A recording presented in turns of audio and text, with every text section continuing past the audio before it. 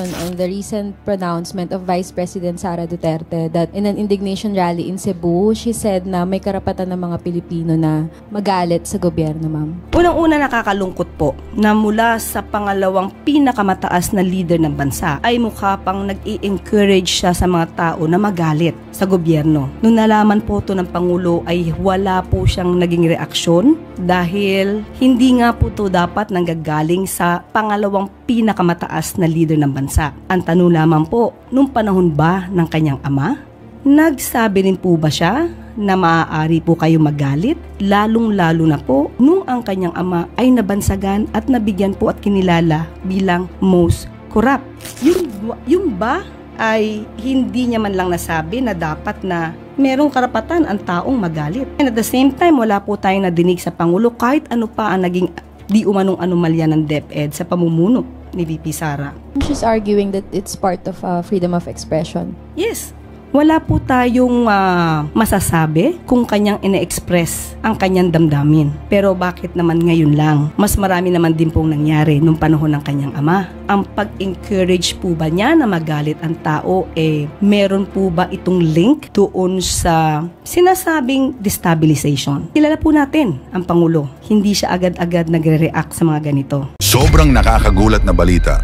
Grabe, President BBM, panalo na. Nagulat umatras na si Vice President VP Sara Duterte, inutusan na ni Attorney Claire. Pinatitigil na ang Vice President. Ayon sa nakalap nating impormasyon, palaban sa media ang bagong USEC ni PBBM na si Attorney Claire. Pinagtanggol niya agad si PBBM sa Vice. Hinihikayat kasi ni VP Sara magalit ang lahat sa presidente porque si PBBM tahimik lang. Pero panalo pa rin si President BBM kay VP Sara, umatras na ang Vice. Inutusan na ni Attorney Claire, pinatitigil na Vice President. Tara panoorin natin. Morning, ma'am. Morning. May we just get your reaction on the recent pronouncement of Vice President Sara Duterte that in an indignation rally in Cebu, she said na may karapatan ng mga Pilipino na magalit sa gobyerno, ma'am? Unang-una, nakakalungkot po na mula sa pangalawang pinakamataas na leader ng bansa ay mukha pang nag-i-encourage siya sa mga tao na magalit sa gobyerno. Nung nalaman po ito ng Pangulo ay wala po siyang naging reaksyon dito dahil hindi nga po ito dapat nanggagaling sa pangalawang pinakamataas na leader ng bansa. Ang tanong lamang po, nung panahon ba ng kanyang ama, nagsabi rin po ba siya na maaari po kayo magalit? Lalong-lalo na po nung ang kanyang ama ay nabansagan at nabigyan po at kinilala bilang most corrupt noong 2017. Matatandaan niyo po ba yun? Noong,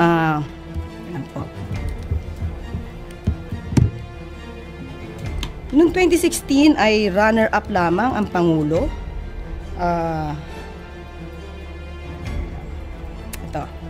Noong 2016, runner-up lang si Pangulo bilang most corrupt.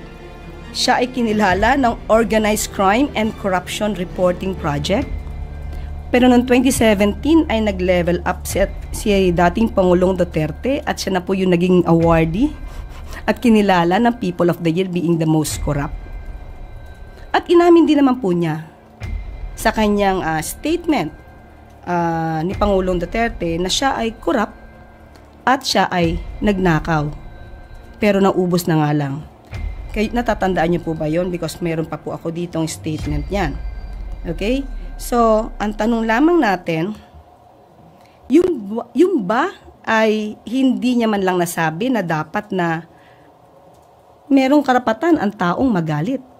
And at the same time, wala po tayong nadinig sa Pangulo kahit ano pa ang naging di umanong anomalya ng DepEd sa pamumuno ni VP Sara. Lalong-lalo na nung nasayang ang pondo sa mga pagkaing nabulok lang na intended sana sa mga estudyante, lalong-lalo na sa mga maralitang estudyante. So being the Vice President, siya bilang Vice President, mas maganda po sana kung siya ay mag-encourage sa mga tao na makipagtulungan na lang instead of having this feeling of hatred against the government. Mas maganda po na sabay-sabay sana tayong umangat kesa sa may mga ibang tao na gusto magpabagsak ng gobyerno. She's arguing that it's part of freedom of expression. Yes. wala po tayong masasabi kung kanyang ine-express ang kanyang damdamin. Pero bakit naman ngayon lang? Mas marami naman din pong nangyari nung panahon ng kanyang ama. So parang ang pag-encourage po ba niya na magalit ang tao, meron po ba itong link doon sa sinasabing destabilization? At pinapatungkulan palagi na ang taong bayan ay dapat nang kumilos laban sa gobyerno. Ma'am, nabanggit niyo po kanina wala pong reaction si Presidente. So nakakausap niyo po ba siya tungkol sa mga ganitong pag may banat po yung mga Dutertes against him? Tinanong po natin yan sa PCO na nakipag-usap kay Pangulo dahil tinanong natin, definitely alam natin na ito ay magiging issue. Ang tinanong po natin, ano po ba ang reaksyon ni Pangulong Marcos? Kilala po natin ang Pangulo. Hindi siya agad-agad nagre-react sa mga ganito. Kaya hayaan na lang natin dahil siguro iniisip niya ang suggestion na ito ni VP Sara na i-entertain o maging okay lang na maging magalit sa gobyerno ay isang napakawalang kwentong suggestion. Sam Medinilla, Business Mirror. Hey, good morning, ma'am. Na-mention po nila na mas gusto po nila sana na si Vice President Sara Duterte na mag-focus on doon sa mga statements na makakatulong productive for the government. Pero si President Marcos po in his campaign rallies, nag-issue rin po siya ng mga criticisms from doon sa previous administration na parang against doon sa nakaraang president. Hindi po ba na dapat same na kung gusto ng unity na ng Malacanang na statement of unity from Vice President Sara Duterte, should that policy also apply to President Marcos? Tandaan natin, kung mapapansin ninyo at kung matatandaan ninyo, ang mga binanggit sa una kick-off rally ng Pangulo ay naaayon naman sa records. Naaayon naman sa pangyayari. At ang isa sa pinag-usapan na natin to, ang tingin natin sa isa sa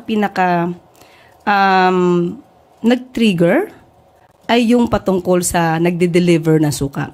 Tandaan nga natin, inuulit ko, hindi po walang pinangalanan ang Pangulo dito.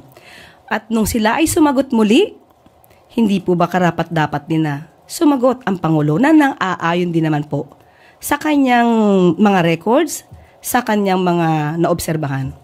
Hindi lamang po kasi dapat ang ibang partido o ibang tao ang maaari magsalita patungkol dito. Karapatan din po ng Pangulo na magsalita kung ano po yung kanyang damdamin. Ito naman din po ay para mapakita sa tao kung ano ba yung katotohanan. Mahirap po na yung isang party lang ang sumusuntok. Kailangan din po tayong sumangga. Ana Badjo, GMA News Online.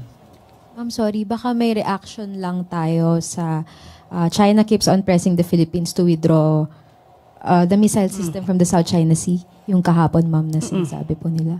Uulitin pa rin po natin ang pinakahuling pronouncement ng Pangulo. Hindi po nagbabago ang Pangulo sa kanyang pronouncement.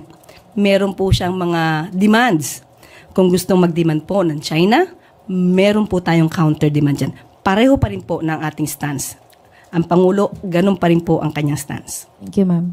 Kasi ma'am, may fake news po ba yung kumakalat na video nyo regarding dun sa umano'y pagbawala nyo sa maganda yan.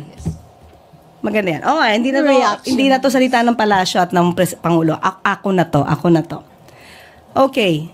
If given a chance to do that again, I will. Why? Because I did that for justice. Maybe yung nakikita niyong video, that's 2015. Oh. Can you see my face there? Look younger. That's 2015.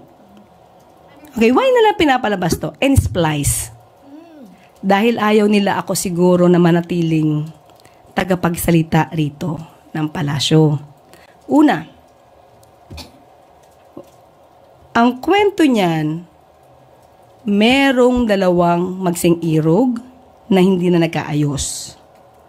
Yung bata na iwan sa bahay ng babae flight stewardess yung babae, iniwan sa driver. Nung tumawag ang school sa tatay, nalaman niyang wala yung nanay, kinuha yung bata sa bahay na kasama lang ang driver. First child niya yon. Now, nung dumating yung nanay, nagalit dahil hindi sila okay nung tatay. Now, kausap ko yung babae. Kausap ko yung babae. Ang sabi, makikipagkita sa kliyente kong lalaki dahil pina-psychologist nag-undergo ng psychological evaluation, child psychological evaluation yung bata. Makikita sila, ipopromote ko na po sa SM San Lazaro. Umiinom ng kape. Ulitin ko ulit kung saan, Starbucks. Magkikita sila nung lalaki, pumayag ako para magkaayos. Okay? After that, bigla na lang, I just came from a hearing, the Ramjen case in Parañaque. So, ayoko na sana pumunta sa police station. But my husband said, let's go. So, pumunta ako, wala pa sila, nagpa-medical yata. So, I told to the relatives, ito pa, cool lang ha, cool. But when I was there with the relatives, sabi ko, doon sa police, lahat naka-civilian, wala naka-uniform habang nag-aresto. Sabi ko, saan po yung warrant of arrest? Ano pong complaint? Hindi ako pinapansin. I introduced myself as a lawyer hanggang sa umabot kami sa women's desk. Okay? Tapos noon, tinuro sa akin ng kliyente ko kung sino yung lalaking humatak sa kanya. So, I was asking for his name. Tinalikuran ako. Okay? So, ngayon, sabi ko dun sa isang babaeng sa isang babaeng police, okay, ano ang complaint? I deserve to know that. I was the counsel. Walang complaint, walang warrant of arrest. And my client was not doing any crime. You know, guys, what are the reasons or causes for a warrantless arrest? You know that there should be at least the guy or the accused or the suspect should have been committing a crime. Or there is a reasonable belief that he had committed a crime. But none. He was just drinking coffee. And there was a text from the guy that she was amenable to be intimate, only intimacy. So how could there be violation against women and children? So when I was there, I talked to the colonel. I forgot the name of the colonel. Parang bossing nila. Sir, wala tong warrant of arrest. Walang complaint. Walang... And then, after that, it was not the problem with Inquirer.net at the time. Sino Inquirer dito? Hindi ko alam kung sino yun nakalimutan ko parang hindi niya lahat kinuha yung kwento. She did not even ask me. Nag-viral lang, kinuha niya agad nung ako na ay huhulihin. But before that, I talked to the officers. Sabi ko, sir, walang warrant to. And then, one of the officers then, doon, nadinig ko na nasa labas na kami, sabi ng ibang mga pulis, pakulong mo na yan. Na-splice to. Ang sabi ko, ipagtanggol ang kliyente ko, ipakulong mo ako, anong kasalanan ko? Yun siguro yung nakita nyo. O hindi, na-splice. Oh, yan, na-splice yan. So, if you want to get the original copy niya, pero siyempre, putol-putol na rin yun edited. Sa Inquirer.net, that's 2015. September. Alam ni Miss Pia yan. Hindi nga ako, wala nga akong penalty at that time sa ABS-CBN, sa DZMM. I was allowed to. Diba? Otherwise, kung meron akong mali, I would not be allowed to go on air. And then after that, oh yan, that's 2015. Yan ang panoorin nyo, hindi yan splice. Okay? So, at that time, sabi ko, walang warrant of arrest, walang complaint. Doon pa lang sila gagawa ng complaint. So, sabi nung isa, namayapa na yung isang pulis, sabi niya doon sa pulis na babae, anong gusto mo? Sabi niya, pakulong yan. The problem is, kinulong ako, naman di kulong, it's detained. Dinetain ako, my husband, and my secretary. Why? Kung ako lang naman ang gusto nila dahil lumaban ako, nangatwiran ako. Di ako lang. Ba't masasama yung asawa ko? Ba't masasama yung sekretary ko? Hindi ba? So, hindi yun nakuha ng Inquirer.net. Yan lang. I was not even interviewed. What happened? Di ba? And the title. The title. Sa umpisa pa lang yan, yung comment pa lang yan, marami nang nag-bash doon sa gumawa ng title. Okay, again, hindi yun iskandalo. That's a fact. It's a fact. So, if you will be my client and you will experience the same, I will do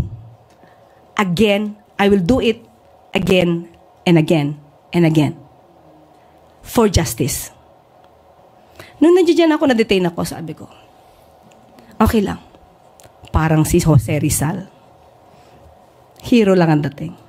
So, pampalubag ng loob kasi nandiyan ako di ba? Yan lang po, yan lang. So, wag po kayo maniwala doon sa mga na-splice na video. Kasi yan, that's the truth. Okay? Ma'am? Yes, ma'am. Yes. Another one. Parang ang haba ng kwento ko doon Ma'am, yung regarding dito, napapaulat na di umano'y kapatid mo si Franz Castro. And then, is this a fake news? Meron daw, this is a part of a demolition job against you. Against me? Yes. Demolition job yung tape na to? Yung video na to? No. Lahat ng lumalabas. Oh, definitely. You can assess that. They want me out. The soonest. Diba? And about Congressman Franz Castro, if ever na naging kamag-anak ko siya, I will be proud. The problem is, hindi So, pa diba si Fidel Castro ng Cuba, kamag-anak ko? Well, I have a brother, yung tatay ko, pinangalanan siyang Fidel A. Castro. Pero yung taga-Cuba, hindi ko tatay yun. Diba? So, lahat ba ng Castro dito, kamag-anak ko? But if they will acknowledge me as their relative, di okay lang. Diba? Wala namang masama doon. Pia Gutierrez, ABS-CBN. Hi, ma'am. Speaking of Senator Risa Hontiveros, she expressed alarm recently over the resurgence of POGOs almost 2 months after the ban on POGOs took effect. Sabi niya na reinvent lang daw itong mga POGOs na to into other scam operations. Ano po ang ginagawa ng palasyo tungkol dito? Makikipag-ugnayan po tayo sa ating mga ahensya na dapat na tumugis kung meron pa pong mga POGOs dito na siyang nagtatrabaho, nag-ooperate ng walang lisensya. Obligasyon po ng gobyerno na tugisin ang mga ito dahil sila po ay illegal. Makakaasa po kayo ng mabilisang action dito. And also, ma'am, she also pointed on the resurgence ng mga text scam messages na patuloy pa rin daw po after the ban on POGOs. Ano po yung gagawin din natin dito? Maliban po siguro sa magiging aksyon ng palasyo at ng gobyerno, magiging pagpupursigihin po rin natin na maiayos yung batas patungkol dito. Dahil sa ngayon po, yung batas patungkol sa SIM card registration, ito po ay isang dahilan kung bakit nagkakaroon pa po ng ganitong klaseng mga text scams. Dapat po ito ay masuri muli para po maging epektibo ang batas na ito. Last na lang, ma'am. Si Senator Risa kasi she was pointing on several loopholes dun sa EO 74 na kailangan daw po dapat ma-address. Anong particular yung EO 74? SIM card. Yung SIM card. Okay, SIM card. Yun nga po, kahit noon pa po, sinasabi natin ay mukhang meron po talagang loopholes. Ang nasabi, maski na po yung batas, sinabi nga po, ang pagre-register dito ay maaaring gawing online at ito ang naging sanhi ng problema kung bakit hindi naging maayos ang pagre-rehistro at patuloy pa rin po ang mga pagrerehistro, kahit po sinabi nila yung mga tao ay kahit mga monkeys ay nakakapagrehistro. So ito po ay talagang kung tutuusin na ipaglapastangan sa batas natin. Pero mas maganda po talaga na pag-usapang mabuti paano maaayos ang batas nito. Pogo ba? So, she was talking about yung particular provision dun sa EO that excludes online games of chance conducted in PAGCOR-operated casinos, yung mga licensed casinos, and junket agreements. Dahil po ngayon ay nagkakaroon po ng problema ayon sa balita, pag-iiktingin po natin at pag-aaralin pa po nating mabuti kung ano pa ang dapat gawin. Katulad po ng aking sinabi, mabilisan pong aksyon ito dahil hindi po talaga dapat nananatili rito ang mga illegal na operasyon ng Pogo. Ace Romero, Philippine Star. So Yusek, follow up lang doon. So will Malacanang push for amendments to the law on Pogo and the law on the SIM card registration given those problems that you mentioned earlier? We have not yet talked about that, but as a lawyer, kailangan po talaga na magkaroon ng amyenda, especially doon sa SIM card registration. Kailangan po na ang pag-register dito, katulad po kapag kayo kumukuha ng driver's license, personal po kayong pumupunta. Kahit pag pumunta po kayo at kumuha po ng NBI clearance, pumupunta po kayo ng personal. Kakayanin po natin ito, marehistro ng tama ang mga SIM cards natin para maiwasan po yung mga ganitong klaseng scams na kahit na lang sino, bumibili na lang ng SIM card, may bayad, bumibili sa iba, binebenta ang kanilang identity. Mahihirapan po tayong sugpuin ng krimen kapag po ganun na nangyari. So it's accurate to say that Malacanang is open to amendments to both the laws on SIM card registration and POGOs? Kung yan po ang makakabuti sa interes ng taong bayan, gagawin po natin at kami po ay magiging tulay din po para po ito ay masiayos, masawata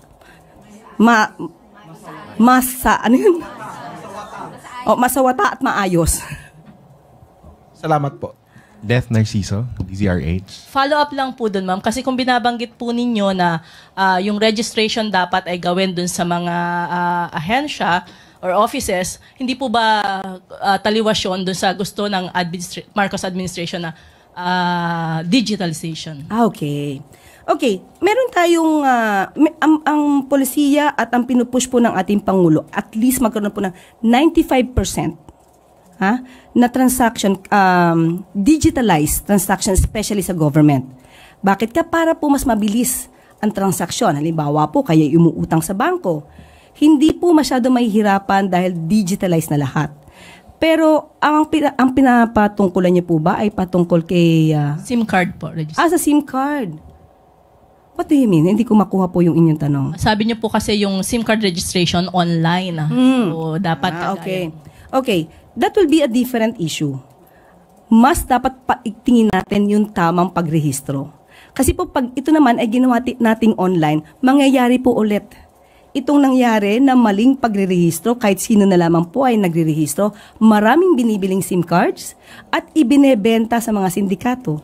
Yun po ang dapat nating ayusin. So dapat po talaga kung magrerehistro ng SIM card, dapat personal.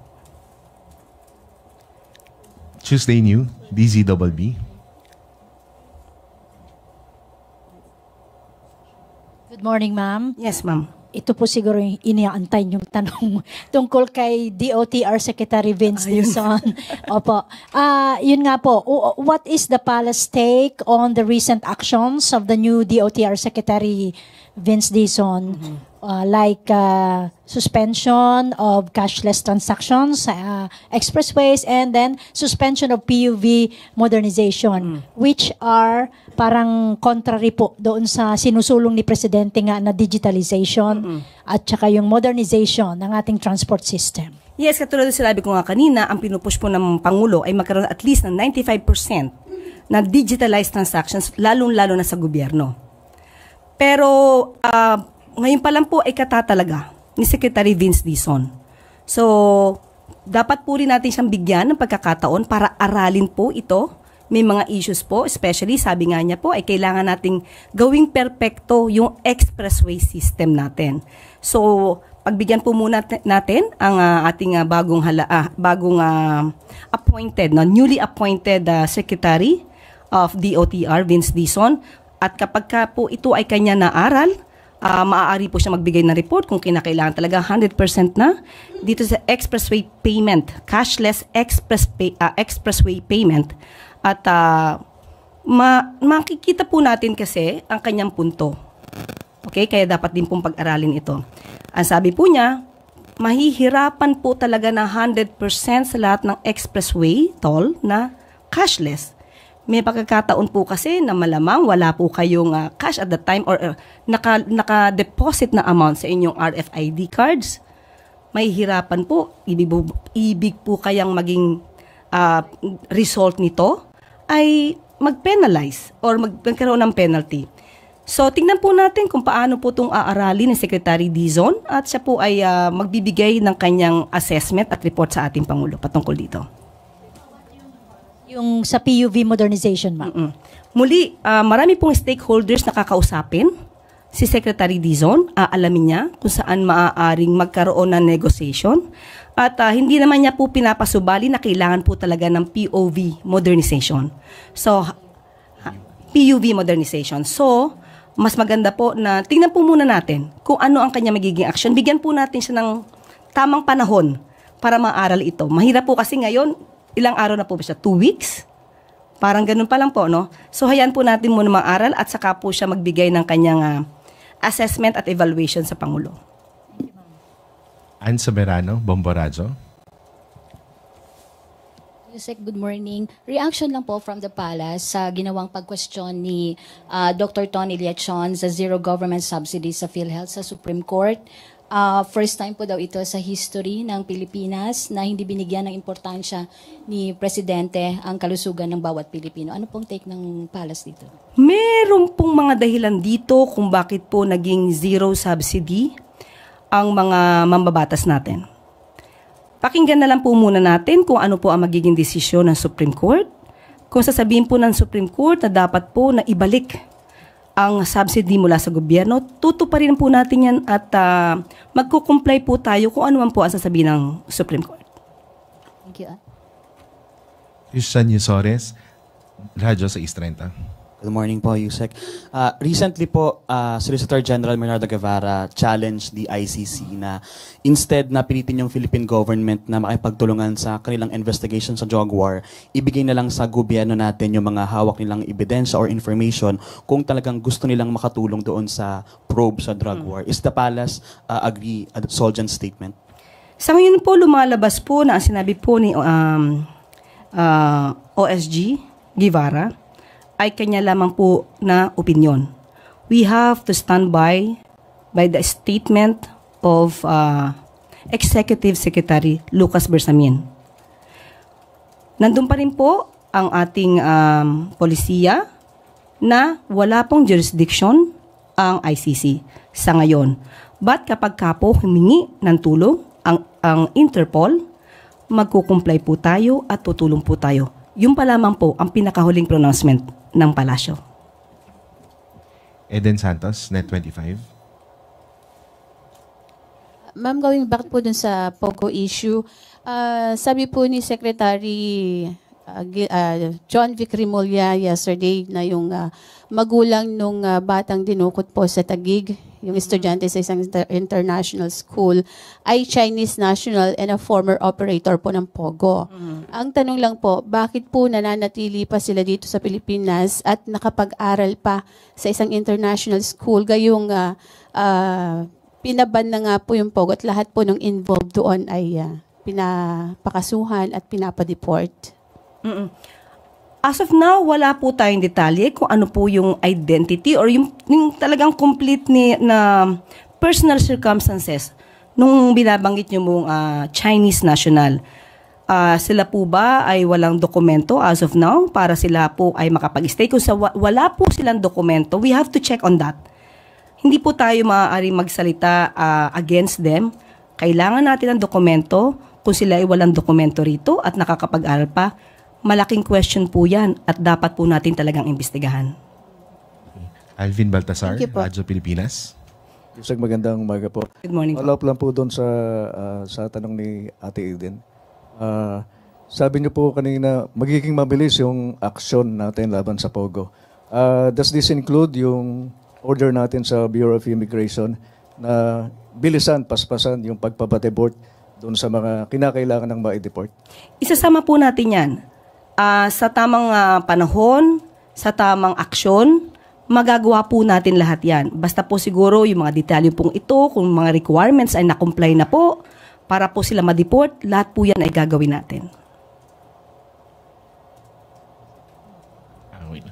Evelyn Quiros, Filipino Mirror. Good morning, Yusek. Doon lang po sana sa mga sunod-sunod na illegal pogos na nahuli ng PAOK sa Pasay. First, meron po bang direktiba ang Pangulo dito? At as a lawyer po, meron po bang liability ang mga LGU officials dahil na-issuehan po ito ng mga permits? Alamin po natin kung hanggang saan po ang naging partisipasyon ng mga opisyal ng LGU, kung nabigyan po ito ng permit, kahit wala pong tamang dokumento, at lumalabas po na lahat itong mga taong ito na nagkaroon po ng tsansa makapagtrabaho sa Pilipinas, malamang ay hindi lamang po mga opisyal ng LGU ang maaaring managot. Kailangan po nating matrace kung paano nakapasok ang mga foreigners, Chinese nationals in particular, or may iba pa, no? May iba pa pong foreign nationals. At ito po ay pag-aaralan natin at makikipagtulungan po tayo sa lahat ng ahensya para masugpo ito and at the same time mapanagot ang dapat mapanagot. Thank you. Alvin Baltazar, Radyo Pilipinas. Yusek, on another issue. Medyo naging controversial yung sa busway, Yusek, ngayon, mukhang nagre-request yata ang Philippine National Police na ma-exempt sila in case of during emergencies, magamit din yung busway. Anong reaction dito ng Palace, Yusek? Kung hindi ako nagkakamali, meron naman pong provision dito na kapag ka po in case of emergency and on duty, allowed naman po silang gumamit ng busway, EDSA busway. Pero dapat lamang po, ito ay mapatunayan. Hindi po ito maaaring maabuso at gagamitin lang po yung salitang emergency. So bago po sila gumamit ng busway, siguraduhin lamang po nila na hindi nila aabusuhin yung ibinigay sa kanilang karapatan na gumamit ng busway dahil gamit lamang yung salitang emergency. Does this include yung mga emergency meeting? Kapag ka po kasi sinabi natin na miyembro ng PNP, ambulansya, fire truck, hindi po kasama doon yung emergency meeting. Kung may emergency meeting, mas maganda po umalis sila na mas maaga sa kanilang bahay. Salamat po, Yusek. Ana Bacho, GMA News Online.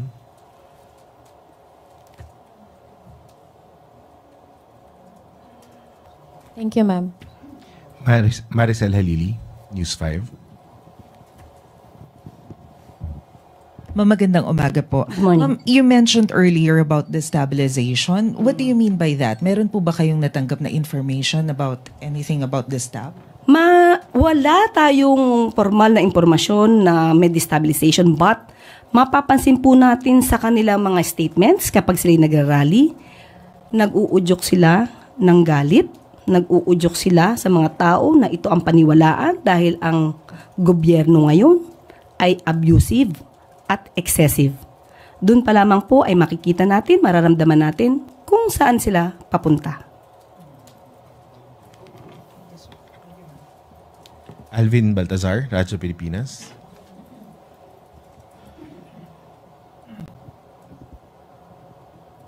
Yusek, follow up lang po doon sa issue. Yung bang ganong mga pronouncement, statement, being a lawyer, Yusek, pwedeng ma-classify as inciting to sedition? Ang alin po doon? Yung magagalit? Hindi pa po. Maybe one step towards that. Pero hindi pa po. Salamat po, Yusek. Tapos, on another matter, ma'am, Recently, nakipag-meeting po si First Lady Lisa Marcos doon sa some cabinet officials regarding sa preparation po for the ASEAN Summit. Ano na po yung update doon sa preparation ng government for the ASEAN Summit? May budget na po pala or para doon sa 2026? Actually, pinag-uusapan pa po yan. Nakausap ko po kanina. Yung mga naghahanda. Sa media affairs lang po tayo, ha? Yung Committee on Media Affairs and Strategic Communications, as of now po, meron na po silang nagawa, meron na po silang master plan, at meron na din po silang technical working group within the PCO. So, kahapon po, nadinig ko rin po ang Secretary Jay, kausap po ang ibang opisyales patungkol po sa preparasyon ng sa ASEAN Summit sa darating na taon. May magiging official capacity po kaya si First Lady dun sa preparation natin for the ASEAN Summit? Wala pa po akong alam sa ngayon. Itatanong po natin kung ano po kaya ang magiging papel kung mayroon man ni First Lady. Thank you po, ma'am. Ivan Mayrina, GMA7. Yusek, kahapon nabanggit ni Secretary Remulla na utos ng Pangulo tugisin yung mga nasa likod ng kidnapping ng 14-year-old student na pinutulan ng daliri. Baka may maidadagdag ho kayo. What are the President's thoughts on this particular crime, especially it being extra chilling and extra disturbing? Ginawa po sa bata yun. And I would like to ask that question in the context of apparently may pinupush pong narrative that it was that the peace and order situation currently is deteriorating not just in Metro Manila but in the entire country. Okay, itong nangyari na kidnapping na to, ilang kidnapping na ba ang napabalita natin ganito? Kung isa pa lamang po ang nangyaring ganito, of course, hindi po natin kagustuhan ang pangyayaring ito, kaya po pag-iigihan pa ng ating mga ahensya na ito ay ma-prevent, ma-stop, mahinto. Pero para sabihin na yung crime rate natin tumataas, prevailing na, hindi po yun tama. Kung papansinin po natin, maaari natin ikumpara ang mga pangyayari sa naunang administrasyon at saka sa nangyayari ngayon. Mas maganda po sana magbase tayo sa data, statistics. Kung pagbibigyan niyo po ako, hihingi po ako ng data sa mga susunod na araw para po mabigay natin sa inyo. Kung ano ba talaga yung numero ng ganitong klaseng mga krimen na nangyayari sa atin. Tuesday New, DCWB. Hi, ma'am. Follow up lang po doon sa klase ng pangangampanya ni Presidente sa mga campaign rally na sumasagot. Sabi niyo kanina, hindi naman pwedeng suntok lang ng suntok, kailangan din yung sumalag. Pero kailan po kaya masasaksihan ng publiko yung the real platform na ikinakampanya ng bawat panig? Sa tuwing nangangampanya po kasi may batuhan ng kung ano-ano. Ang hinahanap na po ng tao ngayon ay yung kung ano yung kayang maipatupad ng ating mga kumakandidato. So, when will we expect the President na gano'n naman yung kanyang maging tema sa mga campaign rallies instead of nagpaparinig o nagpapasaring? Sa lahat po ng campaign rallies na napuntahan po ng Pangulo, ang mga kandidato niya po mismo, ang kanyang mga sinusuportahang kandidato, ang nagsasabi kung ano ang kanilang magiging program, ang kanilang magiging proyekto para sa ikauunlad ng bayan at sa ikauunlad ng taong bayan.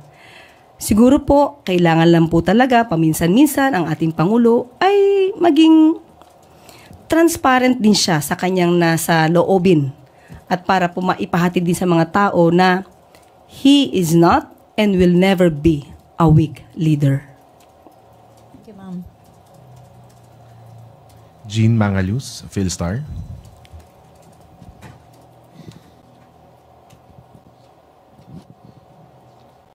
Hi, Attorney. You mentioned earlier that the President didn't react when there were alleged anomalies under Vice President Sara when she was DepEd Secretary. Tama po? So, but was the palace taking cognizance of these alleged anomalies at the time that they were happening? And outside of the impeachment trial, is it possible for the Vice President to face investigations for possible corruption in the DepEd? Of course, Madam, Ma'am, ito naman po ay nasa news na po. Ito po ay recorded. Yung pondo na nagamit sa pagkain na dapat na ibibigay sana sa mga estudyante, naka-record po yan na ito po ay nasira lang at hindi nakaabot sa mga estudyante. So, kung nire-recognize po ba to ng palasyo, nasa record naman po yan. Meron pang second question? Ano yan? Outside of the impeachment trial, can she face investigation for alleged anomalies like that? Outside of the impeachment trial? Actually po, nasa COA po ito. Ang COA po ang nagkaroon ng pag-iimbestiga po dito. So, kung meron pa pong additional na pag-iimbestiga dahil sa nangyaring anomalya, wala pa po tayong masasabi sa ngayon. So, hayaan lang po muna natin ang COA na magbigay sa atin ng complete na record para if ever na ito ay maging final na at wala naman tututol sa naging pag-iimbestiga rito, maaari po na magkaroon tayo ng panibagong pag-iimbestiga para dito. Alexis Romero, Philippine Star.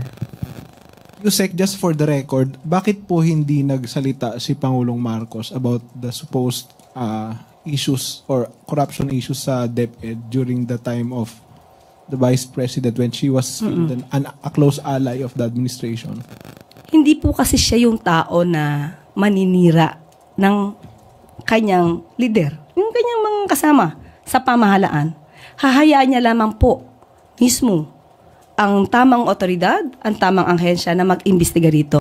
Hindi po siya kahit kailanman magsasabi sa taong bayan na pwede po kayo magalit kay ganito, kay ganyan. Hindi po yun yung pagkatao ng Pangulo. So given now na medyo talagang bumabanat na ang Pangulo sa dating administration, ibig sabihin ba nito may napatunayan na with regard to the leadership of the Vice President sa DepEd? No. Ang binagot ko lamang po kanina ay patungkol sa nabubulok na pagkain na dapat ay napunta sa mga estudyante. Yan po naman ay given na. Napatunayan na po yun. So meron nang ang... Meron po yung records. Okay. Salamat po.